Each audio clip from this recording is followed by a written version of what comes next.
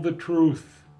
Are you burying your very best gifts from the Lord in the ground because you're afraid? The question for today is, how big of a risk are you willing to take for your faith? Psalm 56, verse 3 is a wonderful verse of a wonderful psalm. When I am afraid, I put my trust in thee.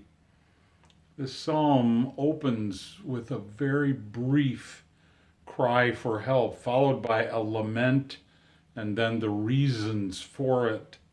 The worshiper is faced with large numbers of opponents who are greedy and very self-assured.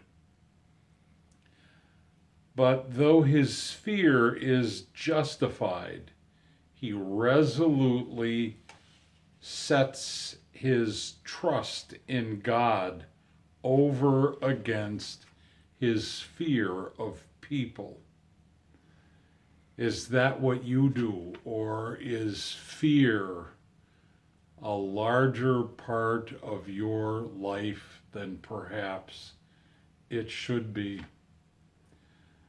I've said this before, but when us kids were all little, my mother, whenever, we got concerned when we were real little about the weather outside, especially if it was a big storm in the summertime. And, my mother would show us that she was not afraid, and then she'd always quote from a hymn.